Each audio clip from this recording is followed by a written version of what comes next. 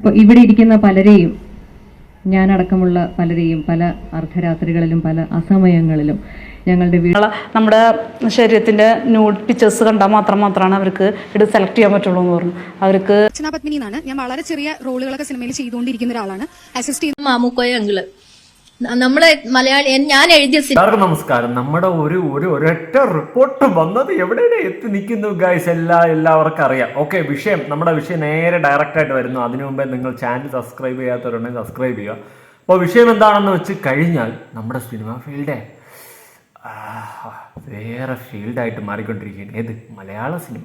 അപ്പോൾ ജുബിത എന്ന് പറയുന്ന ഒരു കലാകാരിക്ക് ഇടവേള ബാബു, മമുക്കായ എന്നിങ്ങനെ നീണ്ട നിരയിൽപ്പെട്ട 10-18 പേര് അടങ്ങുന്ന ഒരു പവർ ടീം ഉണ്ടല്ലോ, നമ്മുടെ ബിഗ് ബോസിൽ അവസാനത്തെ സീസണിലുണ്ടായിരുന്നല്ലോ പവർ ടീം, അതുപോലുള്ള ടീമിൽപ്പെട്ട ഏതൊക്കെയോ ടീമുകൾ കയറി അങ്ങ് മേയാൻ ശ്രമിച്ചായിരുന്നു. അപ്പോൾ ആ ഒരു എക്സ്പീരിയൻസുമായിട്ട് നമ്മുടെ ജുബിത എന്ന് പറയുന്ന ഒരു കലാകാരി മുന്നോട്ട് വന്നിട്ടുണ്ട്. ഇപ്പോഴെങ്കിലും നിങ്ങളൊക്കെ ഇത് പുറത്തു പറയാൻ കാണിക്കുന്നല്ല ധൈര്യം, അതിന് തന്നെയാണ് വലിയൊരു സല്യൂട്ട്. നമ്മുടെ മഞ്ജു വാര്യർ ഡബിൾ സ്റ്റാൻഡ് പിടിച്ച ഒരു കഥ, പിന്നെ വേറെ കുറച്ച് ആക്ട്രസ്മാർ, കുറച്ച് ആളുടെ പേരുകളൊക്കെ പറയുന്ന കുറച്ച് കാര്യങ്ങളൊക്കെ ആയിട്ട് നമുക്ക് ഈ വീഡിയോ അങ്ങ് ഓടിക്കാം അല്ലേ. അപ്പോൾ നമ്മുടെ ജുബിത പറയുന്ന ഒന്ന് കേട്ടു നോക്കാം.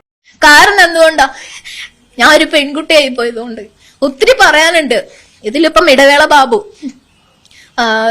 എന്താ പറയാ, മാമുക്കോയ അങ്കിൾ അദ്ദേഹം മരിച്ചു, പിന്നെ ഹരിഹരൻ സാർ അദ്ദേഹം മരിച്ചു. അതിനുള്ള ഒരു എവിഡൻസ് ആണ് ഷാജി പട്ടിക്കർ സാറിന്. അവരെ ആരും ഇതിൽ വലിച്ചിട്ട് അവരെ ബുദ്ധിമുട്ടിപ്പിക്കില്ല.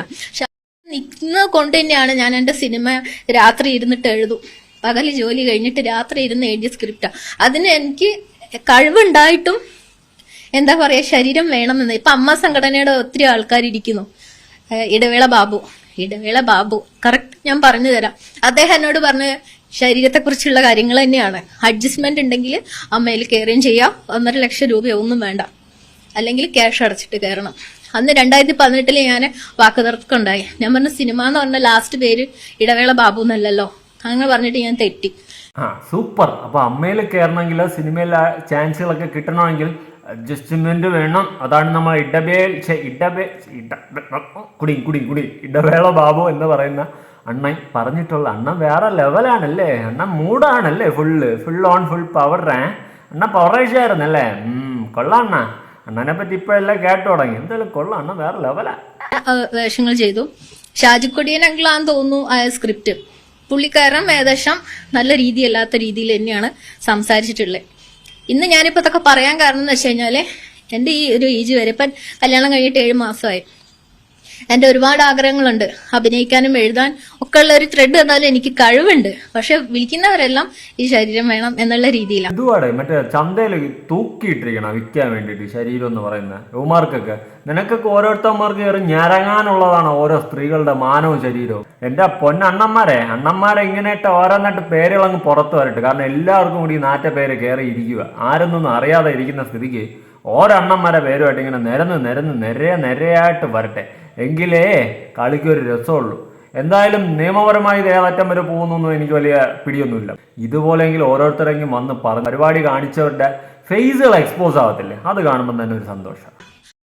അപ്പൊ ഞാൻ പറഞ്ഞു വന്നത്, ഇപ്പം ഹരിഹരൻ സാറ് ഞാൻ അഭിനയിച്ച് 3ാമത്തെ ദിവസമായപ്പോ, 2-3ാമത്തെ ദിവസമാണ്, ഞാൻ കറക്റ്റ് ഓർക്കുന്നില്ല. അന്ന് രാത്രി സാർ എന്നെ വിളിച്ചിട്ട് പറഞ്ഞു, നമ്മളെ മഹാറാണിയുടെ ഓപ്പോസിറ്റ് റൈറ്റ് ഇങ്ങനെ പോകും, ഇവിടുന്ന് ഇങ്ങനെ പോവുകയാണെങ്കിൽ റൈറ്റ് സൈഡായിട്ട് അതേപോലെ തന്നെ ഒരു ലോഡ്ജോ എന്തോ റെസ്റ്റോറന്റ്, അവിടേക്ക് വരണം എന്ന് പറഞ്ഞു. അതിപ്പോ ഞാൻ ഈ കാണുന്ന പ്രേക്ഷകർക്ക് പറഞ്ഞു തരേണ്ട ആവശ്യമില്ല എന്തിനാണോ സാറ് വിളിച്ചത്.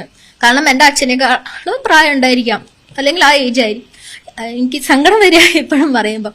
അപ്പൊ എന്റെ അടുത്ത് പറഞ്ഞു, നീ വന്നിട്ടില്ലെങ്കിൽ എന്റെ സീന് കട്ട് ചെയ്യും.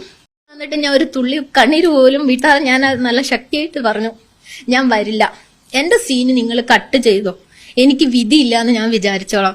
അത് കട്ട് ചെയ്തിട്ട് ഞാൻ സത്യം പറയാൻ, നമ്മൾ തമാശ പറയില്ലേ എരുമ മൂങ്ങുന്നൊക്കെ, അതുപോലെ കിടന്ന് കരഞ്ഞ ഞാൻ ഷാജി പട്ടിക്കര സാറ് വിളിച്ചിട്ട് പറഞ്ഞു.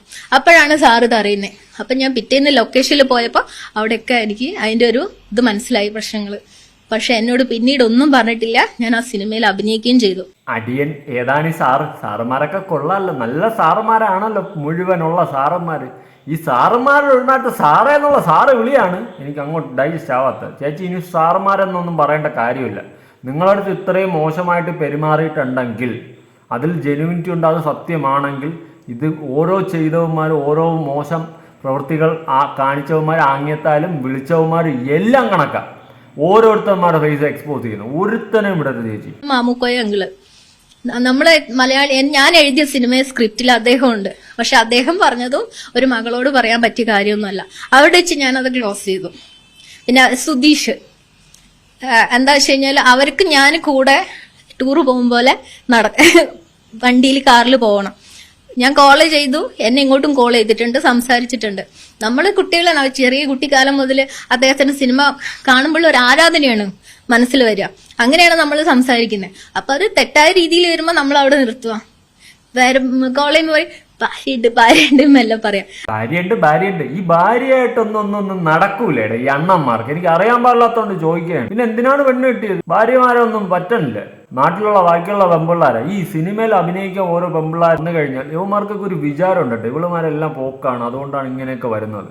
അല്ലെങ്കിൽ അങ്ങനത്തെ നമുക്ക് വിചാരിച്ചു കഴിഞ്ഞാൽ റൂട്ടടിച്ചു കഴിഞ്ഞാൽ കിട്ടും എന്നുള്ളൊരു ചിന്താഗതിയാണ്, ഇവൻ്റെയൊക്കെ ഒരു വൃത്തികെട്ട മെൻറ്റാലിറ്റിയാണ് ഈ ഒരു അവസ്ഥയിൽ കൊണ്ടെത്തിക്കുന്നത്. ഇത് തക്കതായ പ്രതികരണങ്ങൾ സ്പോട്ടിൽ സ്ത്രീകൾ പ്രതികരിക്കണം. നിങ്ങൾ പെൺപിള്ളേർ പ്രതികരിച്ചാൽ മാത്രമേ ഇതിനൊക്കെ ഒരു അറുതി വരത്തുള്ളൂ. അല്ലാണ്ട് ഇതൊന്നും ഒരു മാറ്റം വരുമെന്ന് എനിക്ക് തോന്നുന്നില്ല. ഇനി നമ്മുടെ വേറൊരു നടി അർച്ചന എന്ന് പറയുന്ന ഒരു നടി അവരുടെ ഒരു എക്സ്പീരിയൻസ് ഷെയർ ചെയ്യുന്നുണ്ട്. നമുക്ക് അതൊന്ന് കേട്ടു നോക്കാം. അർച്ചന പത്മിനി എന്നാണ്. ഞാൻ വളരെ ചെറിയ റോളുകളൊക്കെ സിനിമയിൽ ചെയ്തുകൊണ്ടിരിക്കുന്ന ഒരാളാണ്, അസിസ്റ്റ് ചെയ്യുന്ന ഒരാളാണ്. WCC ഫിലിം ഫെസ്റ്റിവൽ എടുത്ത് ക്യൂറേറ്റ് ചെയ്യുകയും ചെയ്തിരുന്നു.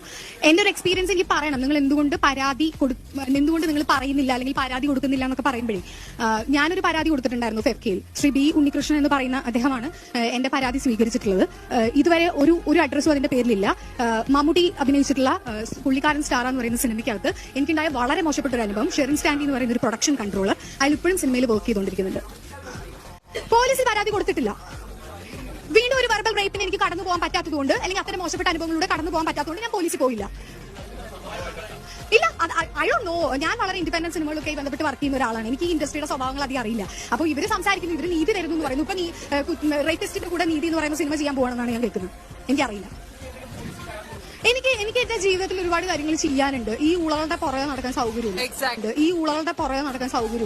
പറയുന്ന ഊളകളുടെ പുറകെ നടക്കണമെന്ന് പറയത്തില്ല. പക്ഷെ യുവമാരൊക്കെ തക്കതായ സമയങ്ങളിൽ എക്സ്പോസ് ചെയ്യണം. അതെങ്കിലും ചെയ്യണം. കാരണം നിയമപരമായിട്ടൊന്നും പോയിട്ടൊന്നും ഇതൊന്നും വലിയ ഗുണമുണ്ടെന്ന് എനിക്കും തോന്നുന്നില്ല. അല്ലെങ്കിൽ ഇത് ഗവൺമെന്റ് ശക്തമായ നടപടികൾ എടുത്താൽ മാത്രമേ ഇതിനൊക്കെ ഒരു അവസാനം ഉണ്ടാകത്തുള്ളൂ. അതൊന്നും എത്രത്തോളം നടക്കുമെന്ന് ചോദിച്ചാൽ എനിക്കറിയത്തില്ല. എനിക്ക് ഡൈജസ്റ്റീവ് അല്ല ആ സാധനം. അതിൽ എത്രത്തോളം ഒരു കഴമ്പുണ്ടെന്ന് ചോദിച്ചാൽ എനിക്ക് തോന്നുന്നില്ല അത്രയും ഒരു കഴമ്പ് വരുമെന്ന്.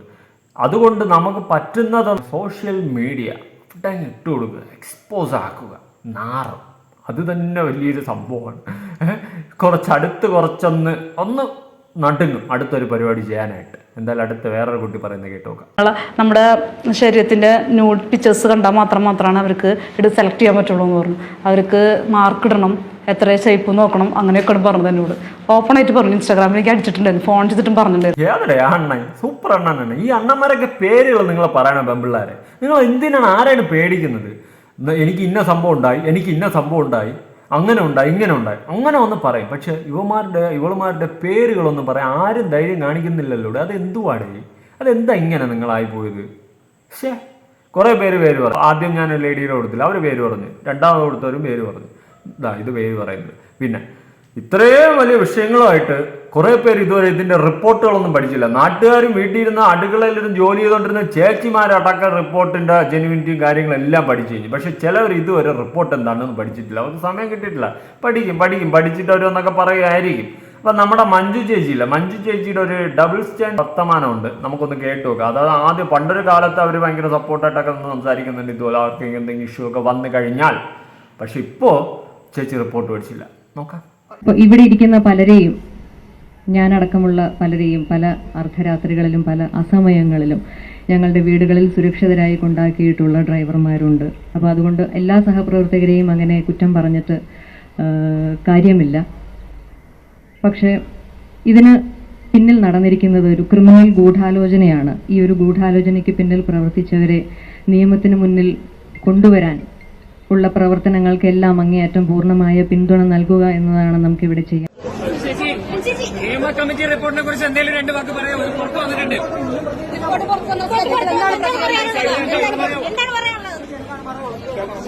ഓക്കെ ചേച്ചി റിപ്പോർട്ട് പുറത്തു വന്നിട്ടുണ്ട്, പഠിച്ചില്ലല്ലേ ഇതുവരെ, കുഴപ്പമില്ല, സമയമെടുത്ത് പഠിക്കരുത്. പഠിച്ചിട്ട് ഈ ആഴ്ചയിൽ എങ്ങാണ്ട് പറയൂ ഇതിന്റെ റിപ്പോർട്ട് പഠിച്ചിട്ട് വല്ല എക്സ്പ്ലനേഷൻ കാണൂ.